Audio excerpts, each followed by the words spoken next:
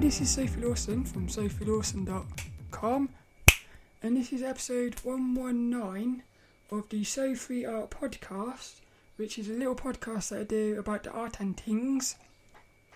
And this one is going to be a little article from issue number 5 of the Character Design Quarterly magazine. We're going to be looking at an article called Four-Word Characterization. And this is it's a little tiny article, but I think it's going to be really fun, this one. So I've got my notes, and we'll get into that in a minute, but we've got some amazing news. So this week, little co-host, lilDENNiS, he's actually got a girlfriend. So he's got a little girlfriend. If you're watching on YouTube at youtube.com/Sophie Lawson, you can see lilDENNiS's girlfriend, and they can't stop kissing each other. He's actually falling in love with a little cat, if you can believe it. So you've got a little dog and a cat going out with each other. But I think it's quite cool. Little kitty. She's very shy though. Very shy. So I don't know whether she'll say anything today. But let's get straight into this one. You can find show notes and everything at sophielawson.com. And you can find show notes, you can find the video at youtube.com/Sophie Lawson. Actually, there was something I was going to say. Well, we'll get into that in a minute. Bing! Let's get into this little article. lilDENNiS in his little house. Put Dennis in his house with his little girlfriend. I love that. lilDENNiS and his little girlfriend. They look very happy together. So let's get into this little article then. As I said, it's from issue number 5 of the Character Design Quarterly magazines. And these magazines are my favouriteest magazines. Art books and stuff. They're by 3D Total Publishing. And this one, issue number 5, this article is actually a little one. It's only on 2 pages. But I think the message behind the article is quite powerful. So that's why I'm going to look at this one today. But before we get into it, the artist is called Dung Ho, and I've got a little bit about the artist from the magazine. It says Dung Ho is a freelance illustrator, and you can find her at dungho.me. It's dungho.me, and it says Dung Ho is an illustrator living and working in Vietnam. With a passion for character design, she focuses on children's books and game design, and she looks very cool. She looks really cool, like a cool little character, really. But I went onto her website. I couldn't actually get her website to load up, but on her Instagram, and I'll put links and everything in the show notes. But her Instagram is Dung Ho. It's DUNGHANHHO. But what a beautiful artwork. This artist is producing beautiful artwork. It's got like really sort of simple shapes, but nice big shapes. Just beautiful artwork. As soon as I saw her artwork, I fell in love. And I think she's going to become a new inspirational artist now. You can also find her at Behance under the name HANHDUNG, and again, just really beautiful, fun characters and lovely shapes, which is actually something from this article. When we get into this article, there's very nice shapes going on, lots of detail, but lots of nice simple shapes as well, which is quite cool. So the main takeaway I got from this article is, again, it starts with writing, which is something I've learnt in a lot of the other articles. So it all starts with writing, and also story is everywhere. Yeah, the story is everywhere. So the story is not just in the character, it's in the props, and it's in the things that the character is doing and stuff. So there's story everywhere, which is cool. When I go through this, it looks like a really fun little exercise to try. It's called Four-Word Characterization. Characterization. And what you've got to do in the article, basically what you've got to do is you just pick a bunch of words, random words, and then you create a character. So it's quite simple. But I've put here as well in the takeaway, thinks about the viewer. So she's actually thinking about the viewer as she's doing the drawing, which I like that. She's thinking about almost producing like a puzzle for the viewer to work with. So it's not just, it becomes like a sort of like a game that the viewer plays, looking at her artwork, which is quite cool. I've also put, don't include something unless it needs to be there. This was something I learnt in one of the other articles, and who was it? Somebody said about that. It was in one of my figure drawing books. I was studying gesture drawing, and it said in there, only put a line down if it needs to be there. So it's like being mindful of the lines that you're putting down. So I like that. And then the last bit I put was, you don't need to do a lot to get started. This is what I think is one of the main things about this article, why I love it so much. Sometimes when I'm doing my Draw a Day challenge, if you've got a blank canvas, it can be a bit intimidating because you think, I've got to create a character, I've got to create a pose, I've got to create all these things, and you can be like a little bit overwhelmed starting out. But this little exercise, it just shows you that you don't actually need to do anything really. But when starting out, all you got to do is pick a bunch of words. And then let your hand just come up with some ideas on its own. So I really like that. But it also, in the little Draw a Day challenge, I've actually been doing this myself. So I have realised the power of it. So what I do is, my little characters in the Draw a Day challenge, sometimes what I'll do is I'll pick a word, like say glasses. So all I've had to think about is glasses, and then I just, in my sketchbook, come up with some little ideas based around glasses. It's amazing how just starting to do a sketch on that word, it's amazing how that evolves into something else. Because you'll do a little sketch, and you'll come up with an idea as you're doing that one. So then you do another sketch of this new idea, and before you know it, you have this really amazing drawing. And it all came about just because you randomly picked a word.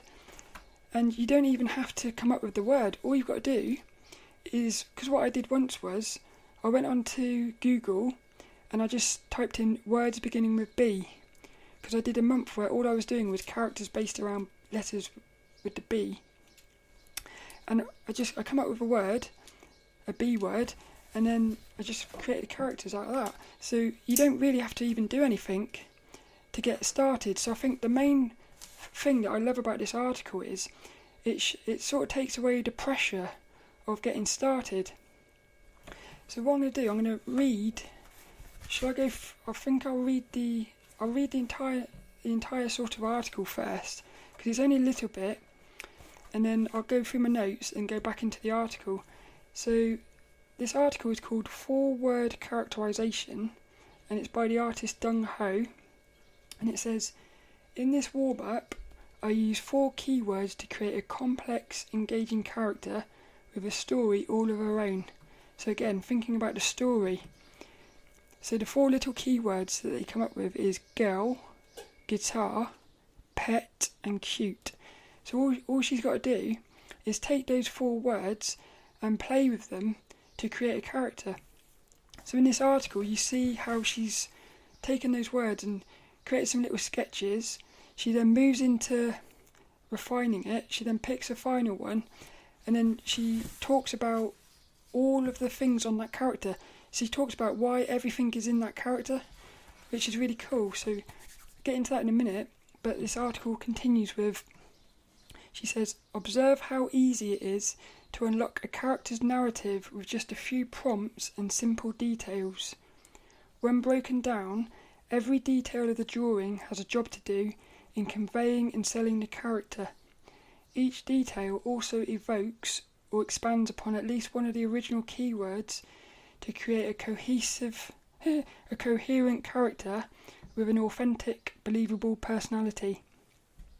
the combined details, especially the childlike face, pet pig and gawky demeanour, definitely reflect the keyword cute.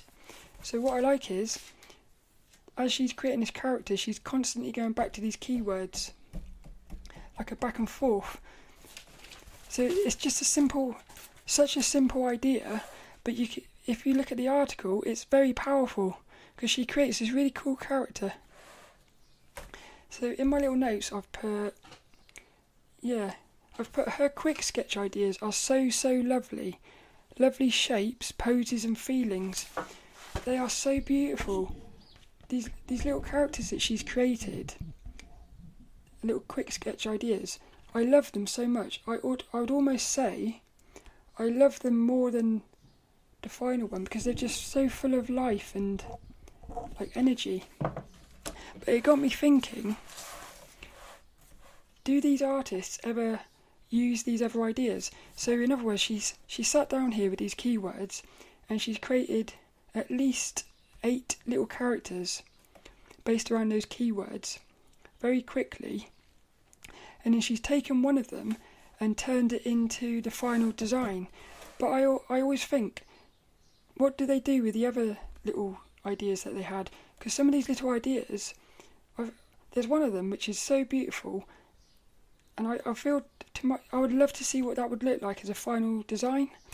So I always wonder whether these artists, what they do with all these other designs, whether they just they only ever exist as little sketches, or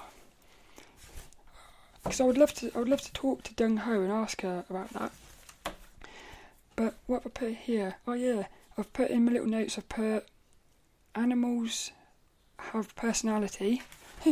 Yeah, so I love that, because this character is holding a little pig, but the little pig has got its own sort of character, but the character of the pig and the character of the girl, it sort of works together. So you end up with like a relationship going on between these two little characters, which I think is cool. And I've put here interesting. Oh yeah, I like that as well. It's interesting how the outfit can totally change the character's vibes, because what they did in the article, they picked their final design and they started then refining it with sketches, but they put the character in exactly the same pose but in different outfits, and it's just amazing how a different outfit completely changes the feeling of the character. Again, these are things I'm picking up. So what I like about that is, in her little sketch, she didn't just take the little sketch and turn it into a finished drawing. She took that little sketch and she then sort of redesigned it multiple times. So she didn't just take the sketch and say that's it. She still played with it. But the funny thing is, she actually used the one that she started with. So it probably is that when you put your little ideas down in sketches, I've done that a lot. I've created a character in my sketchbook in a pose, and then I've played with all these other poses, but I've always gone, not always, a lot of the time I'll go back to the first pose that I did. So you sort of think, well, did I just waste my time there? But I don't think you did, because you needed to know. Sometimes you just need to know that this is the right pose, and the only way you can find that out is by trying other things. So I found that quite interesting, actually. And I said, yeah, it's interesting. I always find it interesting seeing the artist working through the colour phase, because I'm so, at the moment, I'm very basic with my colours. I don't know much about colour theory and stuff, but I love seeing it when you've got a character with like the flat colours, and then they start applying textures and lighting. It's amazing how the character comes to life when you start adding those little details. It's quite cool. So I put here, I put nothing is here by accident. The colours, the outfit, the pet, the props. Yeah, everything in that character is there for a reason, which is, again, very powerful. So it shows that throughout the whole process, she's very mindful of what's going on. Very mindful, because in the initial little sketch that she did, you've got this little girl holding a guitar with a little pet pig. So she's got the keyword girl, guitar, pet, and the word cute, because it's a little cute character, especially the little piggy as well. So she's nailed all of the keywords, but in the final design she adds a little shopping bag with some flowers and fruits. She also puts like little details of leaves dropping on the floor, puts a little beret and glasses. So she starts adding props at the final phase, but she talks about why each of these props is there. So she's met the keywords in the design, and then she can start sort of taking the character more advanced, and the way she's done that is by putting these little props in and stuff. So I like that. So what's happening is in the initial quick sketch, it's very simple. It's a very simple character. Once she's decided that she likes that character, she then starts adding the details, which is cool. But there was something in this which sort of got me excited, because last week's episode, I was talking about something, because who was it? I think it was the inspirational quote at the end. Yeah, at the end, I think the quote was, little details or something are important. And I started talking about how when you look at somebody's, it's like their trousers, they might have, say, scuff marks on the bottom of their trousers, but you don't notice it because it's not important. But the quote was that the little things are important, but the little things are important when you're creating a character, but in everyday life, those little things aren't important to the eye. So what happens is the eye, it filters out these little things. So when you're looking at somebody and talking to them, your eye it's gonna filter out the fact that they've got like scuff marks on the bottom of their trousers. But when you're designing a character, you'll become aware of those scuff marks, because if the character is wearing trousers with like rough, like what's it called? Yeah, like trousers that are falling apart, that actually creates a story. It's like, why are the trousers falling apart? And then you start thinking, well, the character must not really care too much about their trousers and stuff. So it's like in real life, little details are not important because the eye filters it out. But when you're drawing, this is why I say when you draw something, you really study it. The best way to study something is to draw it, because you'll study somebody and you'll notice the little scuff marks on their trousers. So if you was to turn somebody into a drawing, it's those sort of things that you would put in the drawing. So even though when you're in real life, in everyday life, it's not important, it is important if you was to turn it into a character, which I found that quite cool. It says here, because she talks about as well engaging the viewer, and it reminded me of something Dave Crocker said. So there's this artist called Dave Crocker, who I knew because we were both in an art gallery together, and we was talking, and he once said, I can't remember the exact quote, but it was something like, no artwork is ever finished till the viewer views it. And what he was saying was, you can create a painting. Let's say you create a character and the character is like sad. In your head, the character is sad and upset. If somebody else looks at your character and they think the character is happy, then the character is happy, because to the person looking at it, the character is happy. So it doesn't matter what you've decided, it's what the viewer decides. So it's almost like you can finish your drawing or your painting, but it's not actually finished till the viewer views it, because when the viewer views it, it might become something different. Which I think that's really cool. But in this article she talks about engaging the viewer by making the viewer ask questions. So again, like for me, those little scuff marks on the bottom of her trousers, I sort of start thinking, well, why has she got trousers like that? Is it a fashion statement, or is it because she actually doesn't care about her clothing or something? So like that's how they talk about engaging the viewer, but they say stuff like, it says, through her face, costume and props, the resulting character instantly appears quirky, creative and caring. The intrigued viewer will ask, where is she going? Who are the flowers for? Because she's holding some flowers. What will she make with the food? Why does she have a pet pig? When will she next play her guitar? So the little props that you add to the character, they're creating like a little story. So you look at this character and you know that she's into playing guitar. So you start getting like a picture of this character, which I think is really cool. But also it goes into the colours as well. Like the colours are telling a story. It goes into another article. Everything is telling a story. It's what I said in one of my takeaways. Yeah, story is everywhere. Like the shapes can tell a story. Like straight diagonals are more aggressive. So that's like a story of aggression. Round, curvy things are like cute stories. Colours are stories. So you've got shapes, colours, the actual character, the props, even the lighting can start telling a story. And then you've also got like the background. This character hasn't got a background, but if there was a background, that would be telling a story as well. So it's almost like everything is part of the story, which is cool.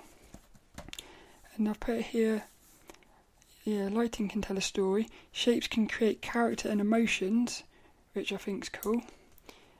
And then what have I put here? Blank canvas. So what I've put is, this is like the main takeaway I think, is if you ever sit down to do a drawing and you've got a blank canvas and you're just thinking, I don't know what to do, think of 4 words. I would even say think of 1 word.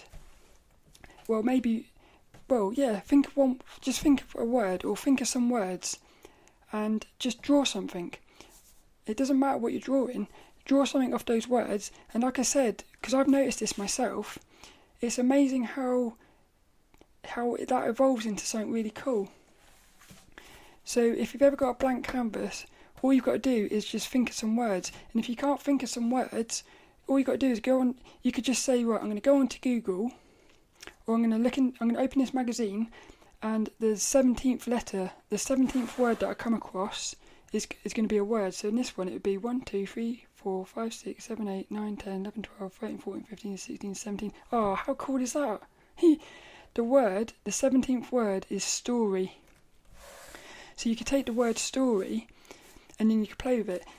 And you could even, for instance, take the word story and literally try to create a character out of the word story. So you could take the letter S. You could take the actual word and turn it into a story. I don't know how, but you could. So what I liked is it's almost like if your mind is ever empty and you don't know what to do, all you've got to do is just find a word. You don't even have to think of a word, you've just got to find a word and then start playing with it. And I've put, that's it. So that's it from my notes. And this week's inspirational quote actually goes to Dung Ho. It's a really, really cool little quote, which I think is cool. But if we get back into the article, so like I said, she starts out doing she's got the keywords. She then creates some little quick sketch ideas, which are amazing. She then picks one and refines it, and again starts playing with ideas. Once she's decided on the one she wants, she adds her basic colours, textures, and then she starts putting contrast in and lighting. But when she's got her final character, this is what I love. I feel like there's a lot to learn here. So you've got this character and it's a little girl. She's got a guitar on her back. She's holding a little pig. She's wearing a beret. She's got a little bag over her shoulder full of fruit. All the leaves are flying about everywhere. And she's got some flowers with her. She's wearing some dungarees and a little tight stripy top and some brown boots. But what I love about this is, again, little details. the little character is wearing a little red, like a little red bow thing. What's it called? Like a bandana tied around her neck, like what a cowboy would do. But what's cool is the little pig that she's holding, he's got his own one. So they've actually got one each. So what that does is it brings a connection between the two characters. It's almost like you can just see that she's looking after that little piggy. And it's almost like to her that pig is not just a little pig, it's actually like a friend. You can feel the friendship between these two, which I think is cool. So what I'm going to do is I'm going to work through this little bit here, because in the article you've got a single page with the character in the middle, and then there's little bits of text around the outside explaining why each of the things is in the character. So it says green values. The reusable string bag and well-worn clothes reflect a slightly old-fashioned nature, or maybe an environmentalness awareness. So again, you're getting that feeling of she's at one with nature, which is quite cool. And again, to me, it feels like she doesn't care too much about her clothing, even though she's got cool style. I get the sense that she's probably one of these people who'd wear that every single day. She doesn't care too much about her appearance, but she still looks cool. She's still looking after herself. It's then got another one. It says independent spirit. It says, despite carrying so many belongings, she seems happy and relaxed, which suggests she is content to get on with whatever she has to do. An enduring quality in a young girl. So that's cool. So again, you're getting like a sort of a backstory. Yeah, independent, which is nice. Creative soul. It says a guitar slung comfortably over the shoulder hints at a musical talent. Again, you're getting like a sense of her backstory, and this is what starts asking the questions. Why has she got that guitar? Yeah, and you could almost imagine a future drawing where she's playing the guitar, and I would imagine the little piggy would be like jumping around with her, having fun. It says good friend. The bunch of flowers would most likely be a kind gift for a friend. So again, the flowers are there with a story. It's cool. I like this. And then it says carefree style. The beret, because she's wearing a little red beret. It says the beret and casual haircut suggests someone who does not fuss over their appearance. Again, I feel like a lot of this is stuff that your mind is gonna. It's like your mind is gonna be pulling this information in without you even realising it. It's like subconscious stuff. Subconscious. It's like you see that guitar. I don't think you would sit there and say, she must be playing music. But just seeing that guitar, your mind is saying, she's into music. So without even realising it, you'll be thinking about things. And this goes into that thing of like, if you know what you're doing when you're doing a drawing, you can actually sort of manipulate and brainwash the viewer. So what I love about this is it's almost like the viewer feels clever because they think they're working out the puzzle with the character, but really you're pulling the strings. So you're actually guiding the viewer to think these things, but then the viewer feels clever because they feel like they're thinking things. It's quite cool. But again, you need to be aware of what you're doing all the time. And it says caring nature. Happy and content looking pet hints at a nurturing personality. Again, you could have exactly the same character, but if that little piggy, because at the moment he's got a big smiley happy face, but if he was like miserable, you've got a completely different character now, or a completely different story. Same character, but completely different story, because now you start thinking, has she kidnapped that piggy? What is she doing with the piggy? Why is the piggy upset? So the expression of the pig is very important for the story of the character as well. So again, everything is important here. Expressions. approachable manner. It says soft, warm lighting evokes a relaxed, friendly nature. So again, lighting has a story. Again, if you put a different type of lighting on that, you've got a completely different story going on. It says sweet face. The eyes, nose and mouth are placed low on the face to mimic a child's proportions, which are generally viewed as cute. So what I love about this bit is she's thinking about the keyword cute, and she's actually taking that keyword and putting it into the physical appearance, which is cool. But what I also love is she's remembered how to make something cute. Who was it? Again, somebody else said if you have a character with, I think it was big pupils, they look cuter than little ones. So I always remember that, because I feel like that's going to be quite important in the future. Because if you've got a character, if you've created this character and it looks really cool, but you want it to be cute but it doesn't look cute, you could say, right, I know what I do. I'll make the eyeballs a bit bigger with big pupils, and then that might be the thing that's missing. So again, little details. It says here, quirky style, vintage style clothes and accessories result in a whimsical, unique looking outfit, which I think is cool. Again, thinking about the accessories of the character as well. And then the final bit says physically awkward. The combination of long, gangly limbs and round glasses suggests an enduring, geeky person. Which again, how cool. Thinking about the shapes of the character and the shapes of the accessories. So I love this article. It's a little one and it's so simple. But I feel like there's masses of information in here. What the main thing I'm learning is it's very simple to start out, because all you need to do is get some words. Once you've got those words though, you've got to keep making sure that the character you're creating is like fitting the words. So you might have, somebody might say, or you might say to yourself, I want to create a character which is fun. While you're creating a character, you're going to have to keep reminding yourself, keep checking that it is actually fun.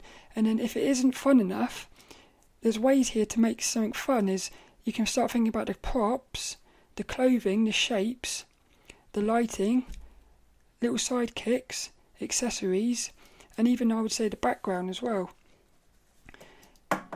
So I like this. I just feel like it's a really cool little article. I hope you enjoyed it. It was the article was Four-Word Characterization by the artist Dung Ho. It's from Character Design Quarterly magazine, issue number 5. So lilDENNiS has decided it's the end of it. I think he wants to get back in his get some action again with his little girlfriend, lilDENNiS and Kitty, back in their house. I hope you enjoyed that though. I really liked that one. I thought it was cool. It's quite exciting reading these articles. But you can find show notes and everything at sophielawson.com, and I'll put links to all of Dung Ho's Instagrams and her websites and stuff. And you can also find it as a video on youtube.com/sophielawson. But all that's left is this week's little inspirational quote, and it actually comes from the artist Dung Ho. I love this quote. I'll read the full quote, but I'm actually going to pull a little bit of it out, because I think this little quote actually can sum up all of drawing. So the full quote is, every detail of the drawing has a job to do in conveying and selling the character. But what I like about that is, it's what I said in the article, everything in that character, there's nothing in that character that isn't there for a reason, which I think is amazing. It goes into that thing from last week as well, with the little details are important. So I really like that, but I like it as a quote without the end bit as well.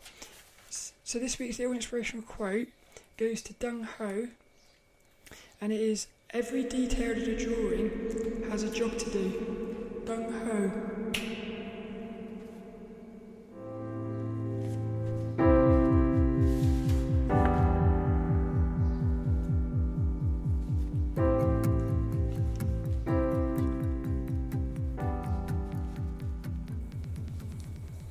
Oh, it started with a kiss. Never knew it would come to this. Dennis! Dennis! Dirty dog!